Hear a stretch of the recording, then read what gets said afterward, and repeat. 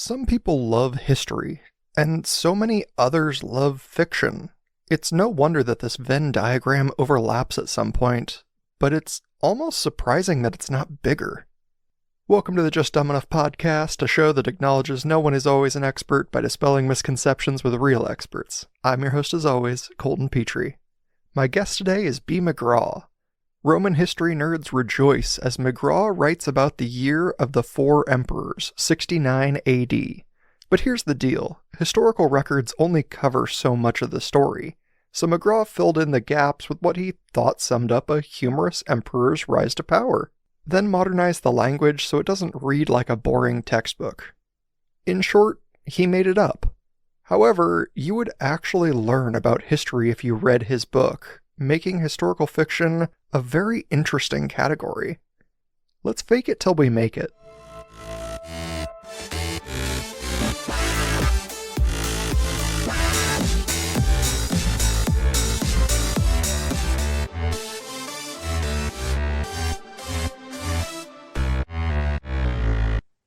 Welcome to the show, B McGraw. Thank you. It's great to be on. Yes, this is I literally just published this book about a week ago, or at least, did the hit upload to Amazon, which is always surreal because it's like I started this thing has lived as a Word doc for the last 5 years, and now it's a thing in my hand. Yeah, Always exciting whenever that happens. Even though it's not my first one, it's still wild. but I mean, having that moment, I think a lot of people write stuff and then they're like, oh no, what if somebody else sees this? Whereas you're like, oh no, I'm planning on people seeing it. I'm just, when it's good for me, it'll get there. Most writers have that problem, and I have the complete opposite problem. Like especially like in my like blog space on my website, I'll post these papers and like I'll literally I'll just draft it one go at a bar, a few beers in, come home and then do one once over and then hit publish. And I'm like, there'll be mistakes, whatever, but I'm like, if it actually turns into anything, I will actually edit this. And then all my other writer friends are just like, oh, I gotta edit this like several times before anyone sees this. Yeah, And first somehow I draft, do second draft. not have that problem. Years of English teachers hating my writing has probably made me immune to it, I think. But you still have the drive to write, which I think is impressive because you're like, no one can keep me down. Well, it's more like there's just so many ideas out there that you want to get out Yeah. that you don't really want to slow down with like too much editing unless it's like if I'm going to sell this thing, like if it's an exchange of money, I'll make sure it's good. But otherwise, it's really just putting stuff out there. Same thing with memes. And honestly, like one weird trick with memes, if you want it to do well, is to have like one or two small mistakes in the meme, and then people correcting it drives up engagement. Oh, that is actually a good tip because I'm like, I just write a simple joke. And I'm like, there you go, there it is. Yeah. And then people are like, yep, good joke. And I'm like, Yeah. man, this didn't go very well. Yeah, like some of my best programmer humor memes are always something where like people disagree with me a little bit and it turns into a discussion in the comment section and then it's just everywhere. Nice. That's how it always is. Do you expect quite a lot of that with like, this book that we should talk about that you just Oh my wrote, gosh. like being historical fiction? Do you do you expect just a lot of people to be like, what did you do? Um, yes, for a lot of different reasons. I mean, if it actually like does get discussed in public, especially if the Roman Empire nerds get their hands on it, because like this is touching on like most people don't know about the Year of the Four Emperors. And I guess I should for everyone listening, the book that I released is called 69 Part 1, The Fake It Till You Make It Emperor. And it takes place during 69 AD, which is the year of the four emperors. And the long story short on this is after Nero killed himself in 68 AD, um, he did not have an heir. So the Senate elected someone, and that someone, let's just say, didn't make it till the end of the next year, and so the next guy and the next guy. Basically, during 69 AD, there were four people on the throne of the Roman Empire because it was just such a nonsensical year. So a while back, I was just like, man, why hasn't anyone fictionalized this thing? Because like most of the characters involved, like not just like the emperors themselves, but the people surrounding them and all the forces going around and kind of the vibes of the people, or it's just like a really good story. So I just started writing it, and well, some of it definitely did not make it. I'm like, well, this is kind of funny by itself, but it didn't fit an overall story. So the first book ended up being on. So the four emperors of the Year of the Four Emperors are Galba, Otho, Vitellius, and Vespasian. And anyone who knows Roman history will know that Vespasian won in the end. What happens to everyone else? You'll have to read or spoil the book by reading Wikipedia, which is always an issue with, I guess, historic fiction is like, I've done this to myself when I'm reading historic fiction. I'm just like, I kind of don't like this writing style, so I'm just going to skip to the end via Wikipedia, which doesn't work for all of them because I guess some historic fictions change the actual outcome or parts of the events. There are parts of this book that are not in history, but it's more of like filling in gaps. So I'll show on the cover, just did a statue of Otho, and he's in some like leopard print tidy whities. So one of the things that Otho did, so the first book is on Otho, and for instance, the pretty interesting story arc that got me into researching on him is like he didn't really like have anyone pushing for him politically, and he was kind of a non-player. He tried sucking up to a lot of people and like weaseling his way into higher rungs of society, but more or less wasn't really successful. One of the ways that he tried to do that was he ended up getting into a love triangle in between Nero and Poppaea, who was Nero's second wife, after his cousin aunt. There was a lot of incest in the Julio-Claudian line, which I'll make some jokes in the book from. So Nero wasn't attracted to his cousin slash aunt, so it ended up in this love triangle. But so Otho doesn't really have anyone playing for him or on his side. He doesn't have that much money, but people don't have to know that he doesn't have money. But he also found a way of convincing a lot of people that he was going to be the next emperor somehow. So he ends up borrowing tons and tons of money on the promise that he'll be able to pay them back because he'll be emperor soon. Um, and he ends up bribing a lot of people along the way, and then eventually some of his plans don't come to fruition, and then it's just like, hey man, where's my money? It's like a Ponzi scheme starts falling apart on him, and all this is true. But one of the fake things, what I originally started on was, well, really a made up thing. This could true. There's nothing saying that this didn't happen. So we know that he took a lot of that money to bribe the Praetorian Guard and a lot of other people. And I can't remember where exactly, but he said he did it with secret gifts. So I'm like, I don't know what secret gifts were. Yeah, I don't know if they were like gift baskets or something, but I know that my favorite like gift from one man to a big group of men was like ex officio underwear, like still wearing it today.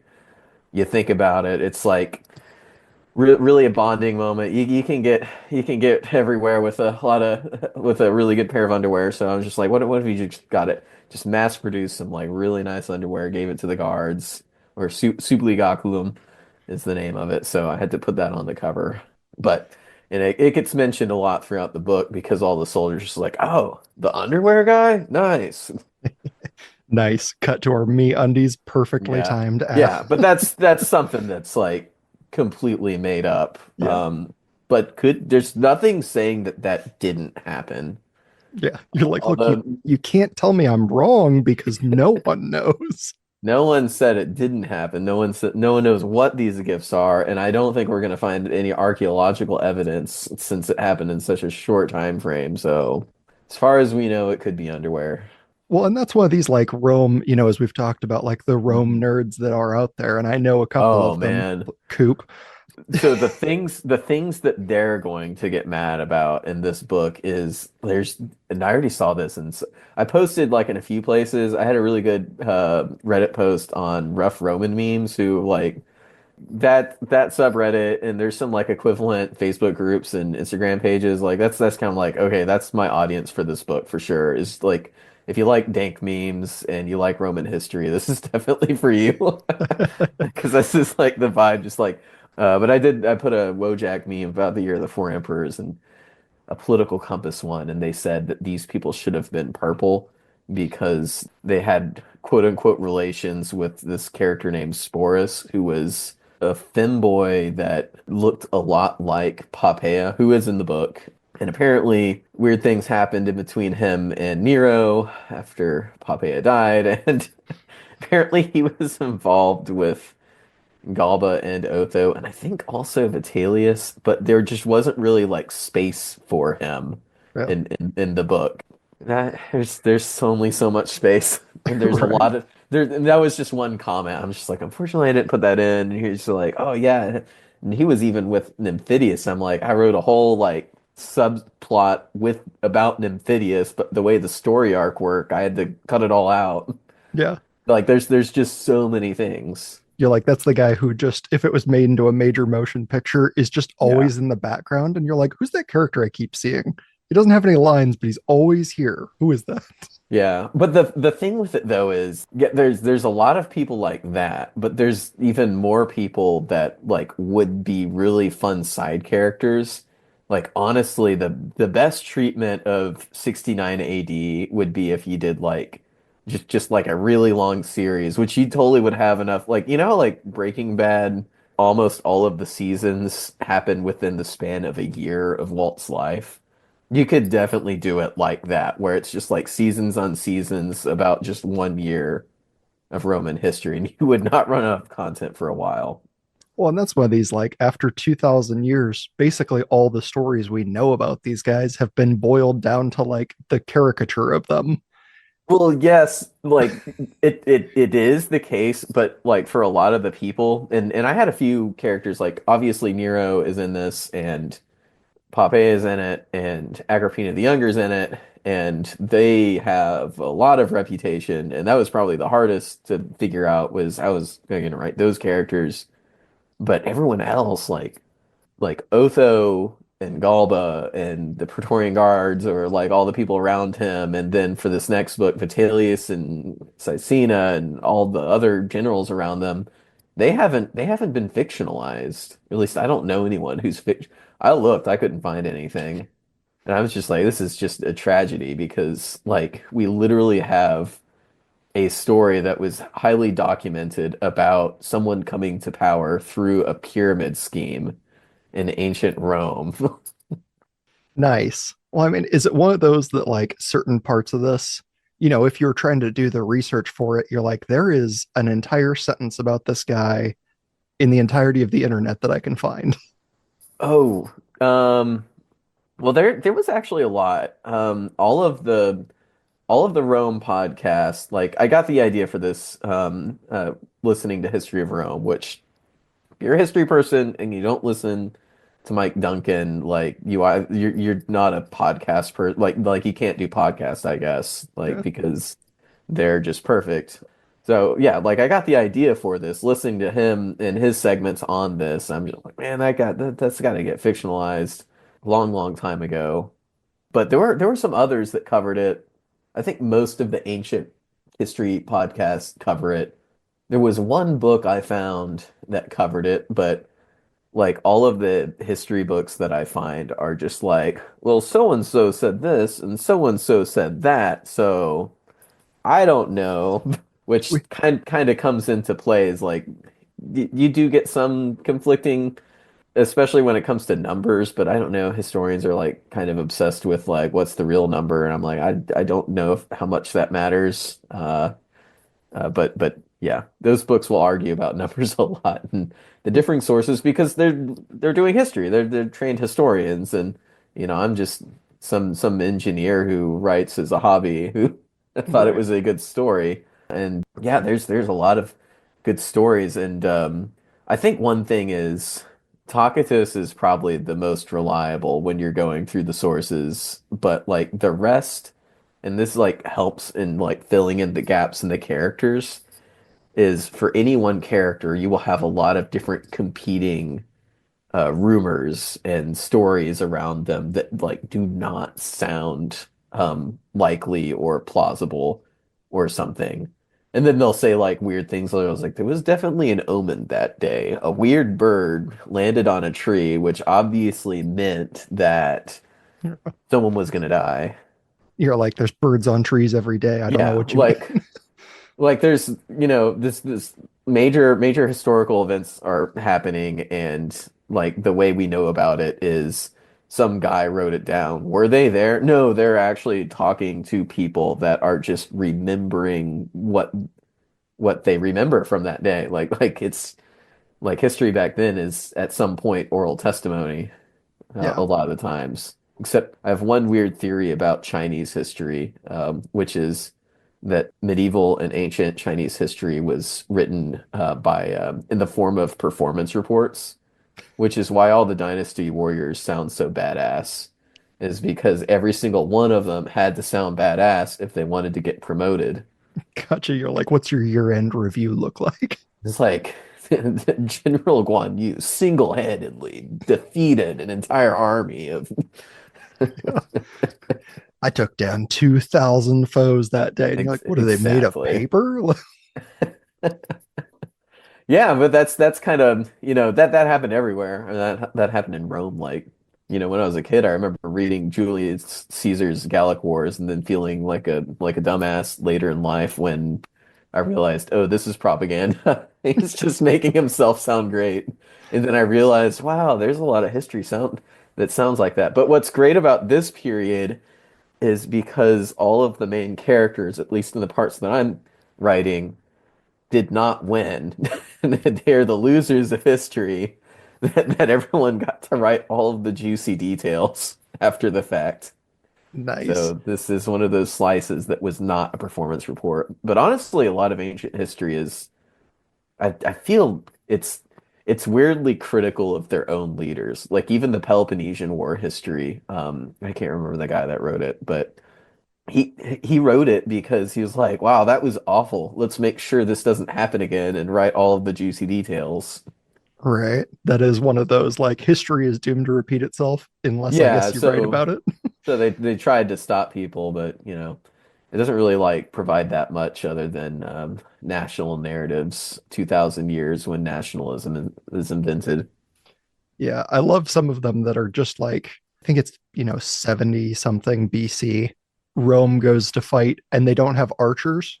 And so they just get like smoked in a fight. And everyone's like, so I guess the lesson we learn is ranged weapons. And you're like, you're going to write the whole thing about like, we goofed. Sorry. Like, Yeah. Rome wasn't People always talk about Rome being good at warfare, but like honestly, they weren't really that good at warfare. If you actually look at their track record, they had a lot of instances where they just like wasted an entire army and then said, "Ah, we'll just make another army. We have the resources." yeah. I mean, I Like they think, got pinned by Hannibal for a really long time. Like the Punic Wars were brutal. yeah. Well, and it's one of those that's like they did it interestingly, where they'd bring, enough supplies to like build towns essentially along the Yeah. way because they're like, oh, we got to camp, build a town. And then you got to like pack that all back down and move with it. Oh, I have a chapter about that in this book, actually. And you're like, It that's was an a example. I, wild I way was to just live. like, I gotta have at least one marching camp chapter in here. It was kind of the perfect setup for it. So I was just like, yeah, I'm gonna make this a marching camp chapter. But basically, they kind of had common practice where anytime the Romans were marching and they didn't know if there were enemies around or something, is before they would go to sleep, they would just erect a fort out of thin air, which a fort would just appear. It's just like no one's going to sleep till we make this wall here. Right. And then when they leave the next morning, they burn it all down. It's like, can't let anyone use that. Yeah, oh, this could be useful later. Time to burn it to the ground. It'd be useful to the enemies. Must burn. Right. That's the real story of Rome. Burn everything else. But yeah, there were a lot of stories. I think the famous one was I can't remember, was it Cincinnatus or something? But it was one of those like who was a consul that was elected dictator and then he gave it up to be a farm like back when Rome was a republic. But I think he was fighting like Gauls or something, and he got surrounded by the enemy after he was surrounded an enemy with a wall, and then he got surrounded, so he made an outer wall, and they were like, "Well, shoot, man, can't can't beat that." Ah, can't beat the outer wall. Yeah, Strong move. so there was just like competitive wall building was a lot more of a part of ancient warfare than a lot of games and fiction depicts.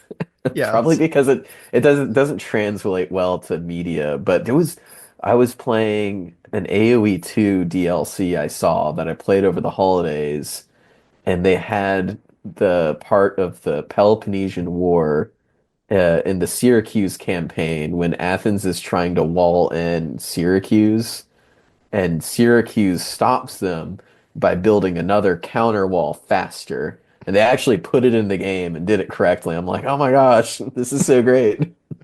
You're like, it's a lot less Dark Souls and a lot more Fortnite. Yeah. Well, yeah, it's basically Fortnite. Yeah, who puts up their walls first? Well, I got my walls here. Well, Exactly. I'm going around your walls. Like, Not if I do this one faster. right.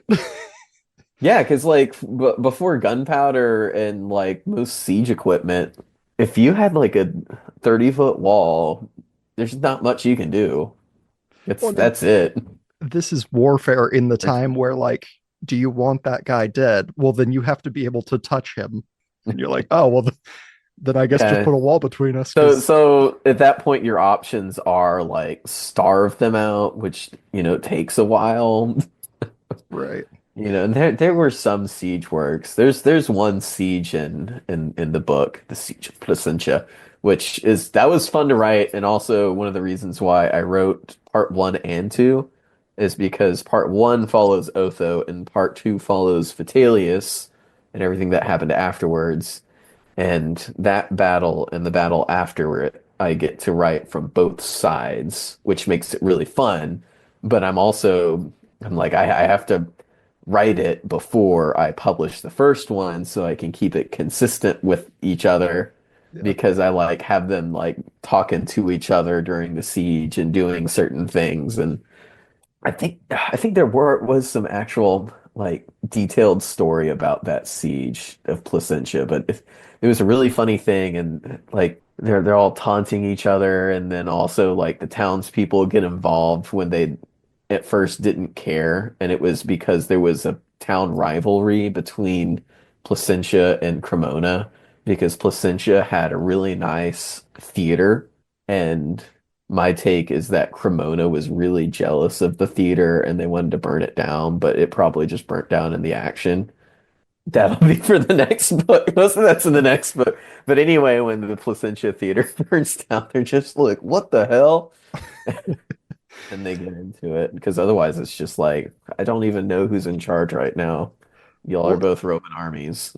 and some of these, like, you look at historical battles, with a lens of both sides, and you're like, oh, side A did the dumbest thing I've ever heard of because they didn't have another option. And side B was like, what tactical geniuses. I would have never thought to do something like this. Yep. And you're like, yeah, sure, sure. Genius. Yep, that's us. Hmm. Did it on purpose. So, in taking like hot takes on Rome, what's the best of Rome and what is the worst of Rome, especially like during this time period? What do you think? Oh, the best of Rome. Hmm. I'm not. That's a tough question. Like it's it's kind of one of those crazy revolutionary periods, and it's interesting because it like doesn't. it doesn't really last long. It's kind of like a modern revolution where it like happens really fast and then like all of a sudden it's over. And then people really do love stability for that period. In general, though, like Rome was pretty great when they were a republic. Personally, I'm pro-republic, anti-monarchist. I don't know where you fall. As you know, for political reasons, I was looking up stuff about Greenland, and I forgot. I was like, oh my gosh, Greenland is a kingdom. There's an actual monarch in charge of Denmark. Well, that was kind of one of the issues is as soon as there's a hereditary crisis, and that's what caused it. And you know, this isn't the only time this happened with Rome. Like they had a huge civil war when Julius Caesar got killed, and then they had this when the Julia Claudians fell apart with Nero, and then they had an even crazier civil war in between Gladiator 1 and 2, which the first, what's funny about that one, and that one is called the year of the five emperors.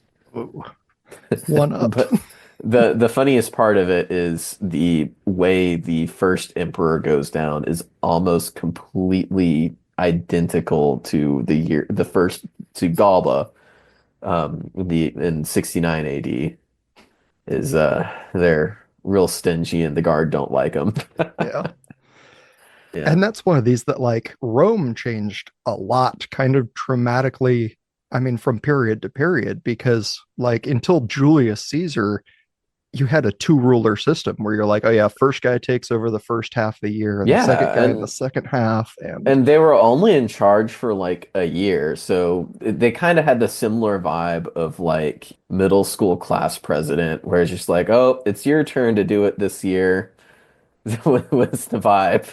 yeah, And well, then they completely changed at that point, and which I mean, you could say it was stable, they were doing great, but they were already like on the upward trajectory at that point. So I don't even know how much you can say it was an improvement. Like honestly, it was probably why they had all of these civil wars was as soon as there's a hereditary crisis, then there's a power vacuum, and now everyone wants to be top dog.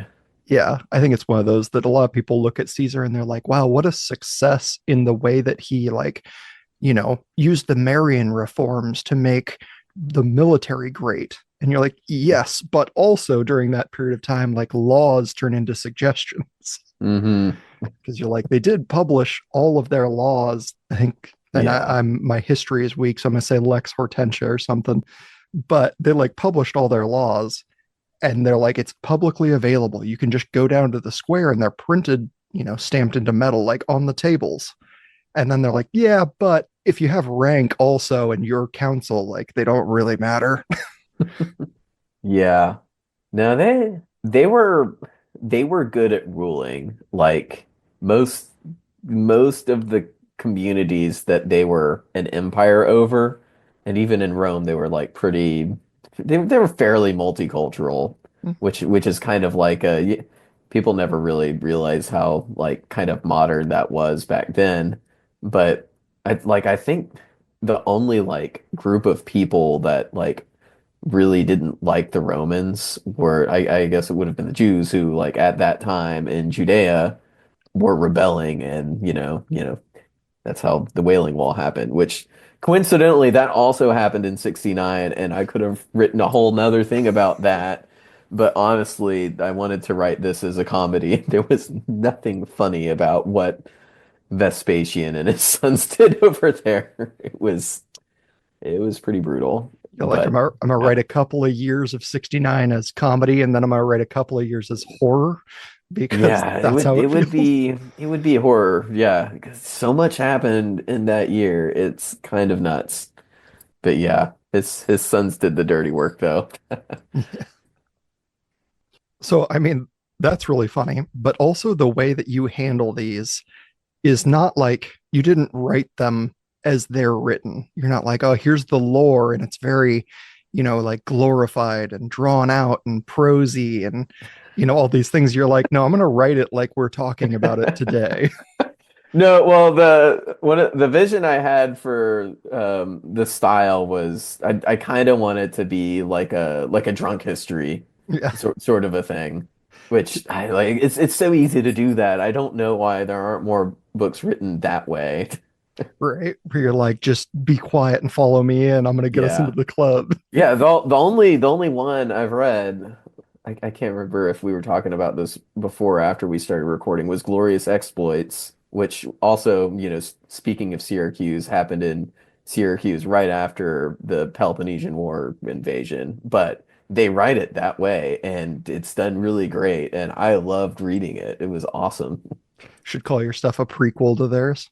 Just see if Well, anybody figures it. they're a prequel. That sounds about right. But I mean, like modernizing these had to be kind of fun because again, you're like, all right, I have a rough, like the story that happened with all Hmm. these blank spaces kind of intermixed in the middle of it, things we just don't know. I'm going to modernize it Yeah. and in the meantime, like fill in these spaces. Yeah, well, it's a really interesting way of you kind of get to like stream of consciousness do it, but instead of like, planning and plotting. So instead of like plotting yourself, what I would do is I just found like this online library of Tacitus, Suetonius, Plutarch. I don't think I saw any, there wasn't a ton from Cassius Dio. There was a little bit, and then I almost saw nothing from Josephus on this, but that's probably because he experienced the Jewish revolt at that exact year, so he didn't have any sources on this Civil War. But I think he had a little bit. Anyway, I would find all of the ones that lined up, and then I would have them copied, like at the end of the Word doc, and I would just kind of do them in segments with what things happened, and then I would kind of see it, I would fill in the blanks, and then I would just like fictionalize it down, and then as I would finish that block of whatever the text I was going through, I would delete it. But there would be some like, okay, here's like a few blocks of source material on the same thing, and they're a little bit different. And then there's also different narratives people use. Like I think most of them were quite literally reporting on rumors. Is the vibe I always got. It's just like, and this salacious thing happened, and then Sporus was there, scandal. But Tacitus was interesting, and I think I tried to keep a little bit of this in to stay true to him. Is he had kind of the message of like is like stability versus chaos, and I can't remember if he spoke these words or someone else, but that year was the year that like the cart like came in front of the horse, and it was just like uncontrollable going down the hill, and there wasn't really anything anyone could do. And like if you read like what the soldiers did and what the leaders did, and like the people trying to chill everyone out and just unsuccessfully, it's this really, really tragic comedy of errors that happened. But it was like as soon as there's no person leading the horse, it just all falls apart. So let's keep someone leading no matter who it is. But that was kind of the message that Tacitus had, and you could kind of tell there were different things that he moralized, one way or another, that I kind of tried to keep to. Um, but I was just like, so and so did this thing, and that was good. Didn't work out for them, but they tried the right thing. Yeah. Yeah, there's some specific things that I will not say because it's quite a spoiler. Even if like you do want to spoil it, you can just read Wikipedia. Just skip to the end of the book. Uh, Into the book. Well, I guess everyone, if they read the fact that it's called the Year of the Four Emperors, they know what happens at the end of the series. right. Yeah. Yeah. You're like, oh, we're one emperor deep. Must be a happy ending. Not if you know the source title. Doesn't go well for him. No, no. At some point, you don't know when, you don't know how, Thing happens. thing happens. I think that's exciting though, because it's like, again, most people probably have not studied this chunk of history. No, and that's kind of the tricky thing, and I'm kind of curious how it's going to do. Like as a book itself, and like also when you go online and you read up like how do you know if a book's doing well or not, and they're like if you sell more than 20 copies, nice. Yeah. Which is kind of funny. It's just like okay, past the median. Right. um but it's weird trying to market something like this outside of these niche Roman circles. The true history nerds who will like probably argue is like, oh, I can't believe you didn't include this part, or I can't believe you did that interpretation. Like I got some weird interpretations. Like I kind of wanted, there's a lot of different takes on Agrippina the Younger, and I'm like, well, I don't know if she was a murderer or not, but she was definitely a helicopter mom. So I'm gonna write her as a helicopter mom. But for like marketing to a lot of people, it might be a harder sell because they're like, so it's Roman, but I don't recognize any of these names, so I don't know what to expect. So I don't know. We'll see if people like it or not. Hoping to hear because I wanted it to be accessible, and I have shown this to people who didn't know anything about it, and they said they enjoyed it. So we'll see. And if you're listening and you do read it and you have opinions, send those opinions my way because I'm still editing part two. There you go. My It's hope is genuinely that like this brand of historical fiction like picks up really dramatically. I So I hope so too. It's I just can't believe people don't write stuff like it's kind of they always say like write the book that you wish existed. And I get bored with a lot of books. Like also like I get bored with like any type of book in general. Like some historical fiction I can do, some lit fiction. I do like classics, love Dostoevsky, like hard to beat Dostoevsky. It's just his characters are so deep. But oh man, you got to block off a few months for that. Um, but like for like kind of like pop fiction, like the only one that like really holds me is like Pratchett and some other people, and then it's like a realistically casual style, and then most of the other stuff on the market, like God bless them, they're like cheesier than Hallmark movies. they really are like the B class of Oh my gosh, I books. know. But I'm like, that is what a lot of people like. People like a lot of Hallmark movies, but I don't know. I think there are a lot of people like me that can't get into that, and that's kind of the style I want for this book. Well, and my really deep-seated hope in this is that like yours takes off, other people start doing it, and then we have this weird interspersed mix of people who like know oddly a lot about like the year 69 in Roman history, but they're arguing with each other because like the fictionalized stuff that you guys put in there is conflicting. And Oh, well, so I mean, they're you could totally do that. And that's such a thing that happens is someone writes a fiction about something and they add in something that like doesn't exist and then it becomes truth because like when something enters the popular mind, then it's almost truth unless you're a historian actually guy. well, Like, and well, there was a podcast on this on the ancients. They did one on the story of Atlantis, and a lot of people like kind of thought Atlantis was real, but like it was apparently the first work of historical fiction was Plato making up the city that he actually used as an allegory for Athens. and it's one of those that's like, once it's in the popular mind, it's actually harder to argue the truth than it is the fiction. Because the fiction people said, Hmm. well, I read a book. And the true people are like, well, I've read 300 books and I spent 30 years doing this. So listen to me. And you're like, nah, I think I'm going to remember the book I read. Yeah. Well, it's still really great though. Like Gladiator 1, I still haven't seen 2. I need to see 2 because it's actually a good movie. But like Gladiator 1 like basically taught everyone about Marcus Aurelius and Commodus, and like that screwed up a lot of little things here and there, but it more or less got Commodus right. Yeah, It that actually could have gone harder on his character if it wanted to. oddly, they could have gone a lot harder. But it's one of those that I think can be super fun. So at some point, like, you said you did a lot of editing and reading and researching and stuff for this. Did Hmm. you start to mix up like, wait, did I make that up or is that one of the real things? Oh my gosh. Yes, but also that's a thing because if I was going to do it differently, I would have like taken like really specific notes on each chapter, be like, I got this from here, got this from here. Because I think on the first and second edit, I was just like, this doesn't sound right. Let me retract this. And then I'm like, oh, this was like different. And I'm like, oh, wait, no, but I got it from here because like it's correct depending on which source you look at or whatever. But then there's also stuff like you're reading through the source material a second time after you let it sit. So, like I wrote it, it would have been basically in the year of 2020. Like I think I started around January and finished around wait, no, it would have been the spring. I think I started a little bit after COVID hit.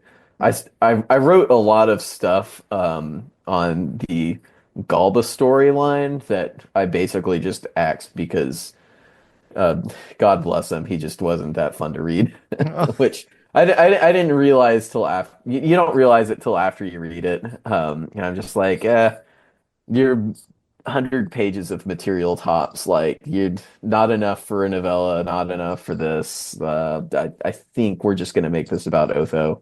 Yeah. Um, You're but like, yeah, I'm sorry, but your backstory, like you're just the background setting to my actual story.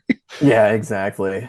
I mean, you could, but Otho is much more of an interesting character that is worth writing on. So I did that right, and then I spent, I guess it would have been most of 2021 writing Vitellius, his story, which mostly was through the eyes of some fictionalized characters. It turned out was the best way to write that story because there's a lot of weird twists and turns, and the only good way of like weaving that in with the with the weaving with the reader I found was through a couple of fictional soldiers that I came up with. Well, I'm blanking on their names because I haven't looked at that manuscript in a while.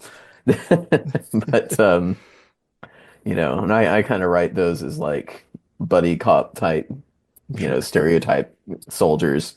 Yeah. You know, The characters fun. are easier to write when they all have a buddy, so they can bounce off, and you don't have to say so and so is feeling this way. Yeah. Just have them have a conversation. But took a break from that. That was actually when I started writing all of my JABD papers was like in between the first and second, and then also after the last one. And then I think I spent like about half a year on the first and second edit, just like thinking through it, and it was more of just like reading it with fresh eyes as not a writer.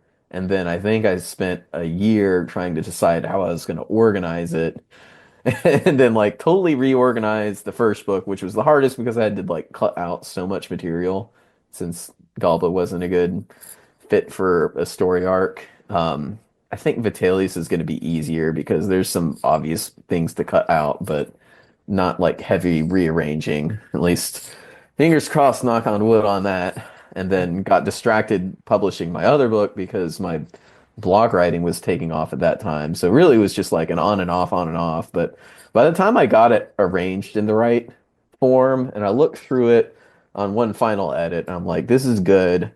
And then I realized that I was really bad at line editing. And here's the pro tip that like you can do as of this year.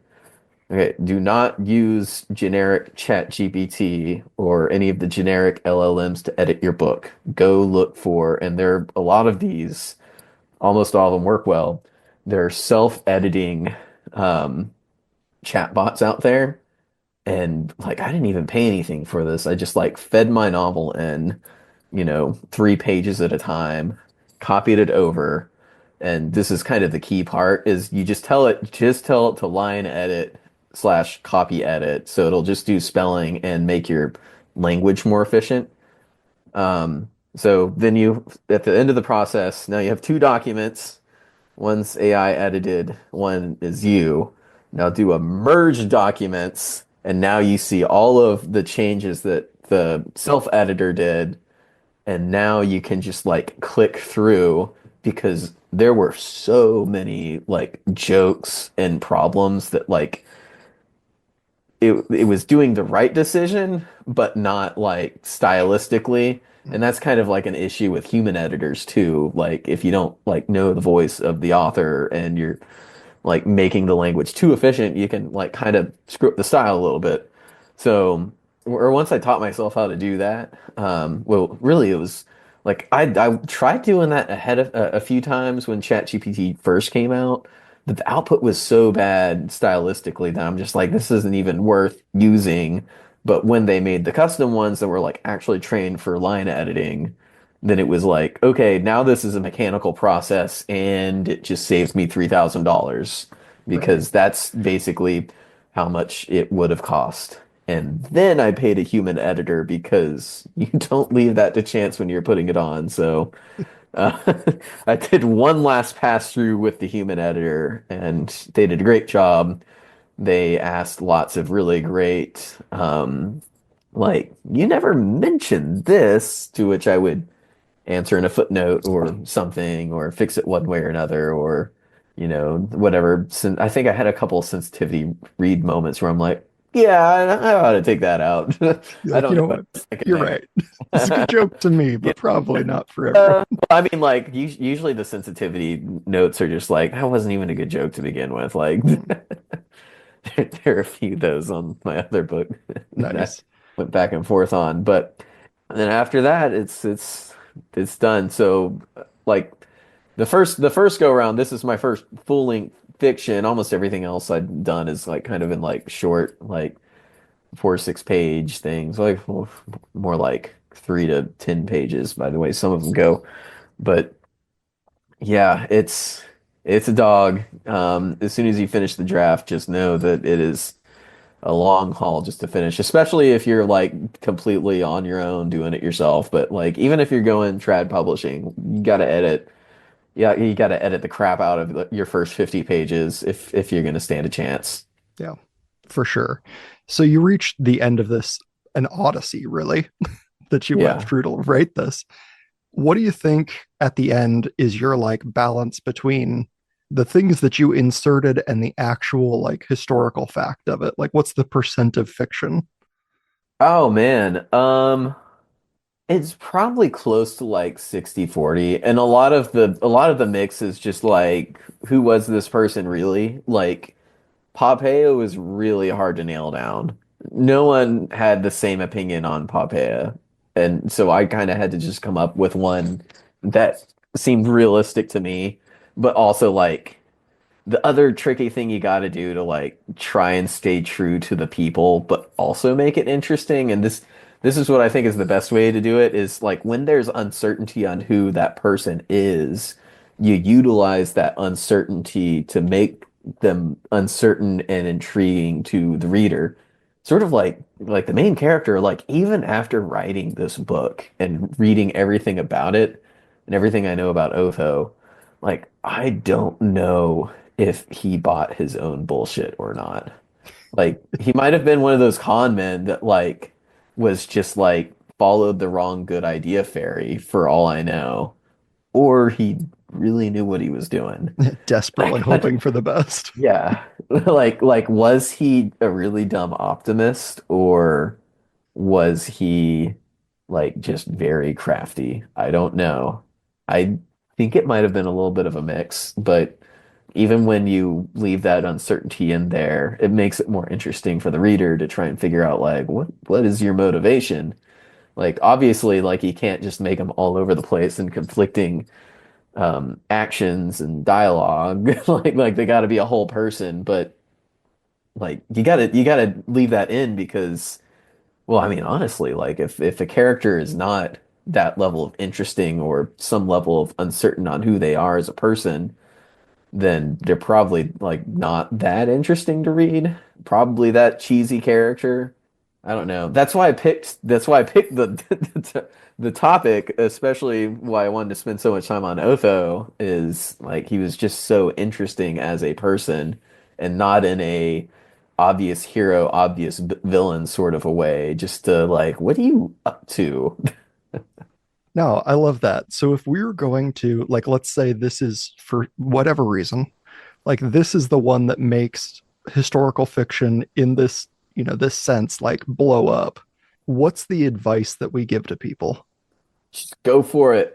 And if you can't figure out who a character is, just start writing the character, and eventually you figure it out. And you just the best way to invent a character is to just start writing, just pants it, Yep. and also to not get bogged down into the details. Honestly, like I think that's where a lot of people get lost on history, is when the historians start arguing about Well, they said it was a 30,000 man army, but this source said 50,000. But the evidence shows it could have been 25,000. Like, no one cares. Yeah, you're like, just pick a number. Pick a number, ballpark it, man. They Right, probably whatever didn't makes even it fun for know. you. Yeah, or just like, which that is important. Like that is academic work. But if you're gonna fictionalize it, like just go with a number, go with whatever. Yeah, yeah, you're like, what's most entertaining Yeah. to focus on this number or to just say like, 40-ish thousand. Yeah, I got into that a lot with so I wrote it dirty and then thought it'd be funny if I translated all of the curse words into Latin. And then I don't know if I can swear on this Yeah, podcast go or for how it. much. Okay, so obviously in the English language there's a lot of ways to use the word fuck, and so I picked a word like that's not like a curse word in Latin, but I thought it'd be funny if I was like, well, let's just pick this to have sex word. Mm. And in the Latin language, there were just like so many different ways of conjugating that match the English language. But like going back and forth with the editor, I'm like, I don't know if this is the right one. But whatever, they read or get the context. And it all turned into did you ever see the Monty Python meaning of life when he's writing the graffiti on the wall? And John Cleese comes up and he's just like, "What's this then? Things called Romans, they go the house." Like I almost had like a legit that conversation on part of the book. There's not a ton of Latin. You don't need to know Latin to read this, but Yeah, it was a fun part of it. Got to make it right for the target audience who are the Roman history nerds. yeah. You're like, contextually, you'll just pick up a little bit of Latin reading this, and then Yeah. hopefully start to use it in your daily life because that would also be a fun way to introduce But they're language. they're not but they're not Roman curse words. They're English curse words translated into Yep. Latin. It's a bit of a Smurf rule. Like you just insert Yeah. them where it seems right. Oh no, I wrote it with the original English curse words. Yeah, I love it. All right, awesome. Well, I mean, this has been super fun. One more time, tell people where they can find you, where they can find the book. Okay, so the book is called 69 Part 1, The Fake Till You Make It Emperor. No one looks at video. I just held up the book. Um, it's on Amazon and Barnes and Noble, and I don't know, I've emailed a few bookstores. We'll see what happens. Yeah, But like someone commented something about like, is there any way I could pay it through not Amazon? And I'm like, I'll look into that. There is a way. I'm just actively setting it up. Additionally, my other writing, which I didn't mention, is it's for the Journal of Astrological Big Data Ecology. We do it's basically the Onion version of an academic journal papers. And my previous book is a collection of those papers. It's called Et al. Because not all research deserves a Nobel Prize, and that one is a very good Christmas gift. But all of that, I still need to link the other book on my website. So that'll be on there by the time you look at or listen to this. Is on jabd.com. So, Journal of Astrological Big Data Ecology translates to jabd.com because that was a domain that was available 4 years ago. there you go. I love it. That's awesome. If people pick this up, I always have the same recommendation, which is leave a review because Oh, that's how these yes, things like please. grow in popularity is that people Yeah. actually leave reviews. The only review I have right now on Amazon is my own, and I wrote this book and I thought I did a pretty good job. Nice. I would definitely like I get on there, on my own or something as like my mother and be like, yeah, he's my son and he did great. And I'd be like, best review, put it at the top. Those are better than when it's like obviously a friend leaving like a real review, but you can tell it's their friend. Yeah. Yeah, yeah, yeah, for sure. I remember my first 4-star review, and I'm like, from a stranger. Yeah, exactly. This is the best because you're like, ooh, somebody that knows I'm not perfect. Exactly. Again, thank you so much for being here. I've appreciated your time immensely. Awesome. Awesome. Yeah, it's been a good podcast interview. I'll be back on for the next book. I want to learn history in basically only this fashion from now on. It very much reminds me of Iconoblast, where they were about 90% accurate and 10% nonsense, which just keeps it fun and exciting. In other news, January is looking very promising with the following rankings. Number 1, England of the United Kingdom, holding the unusual top spot. Number 2, the United States, with California, New York, and Texas still leading. Number 3, Australia, with Queensland still dominating the others so far. Number 4, Canada, with Ontario and Quebec neck to neck. And number 5, Ghana, dethroning Ireland to come back on the board. That's it for this week. Have a great week, a great weekend, and I'll see you all back here next week for another new episode. Until that next episode, pretty please do all those things that help the show grow, like rating, reviewing, liking, and subscribing. Also remember you can reach out to me at dumbenoughpodcast@gmail.com or on any of the social medias if you want to reach me personally. But most importantly, stay dumb.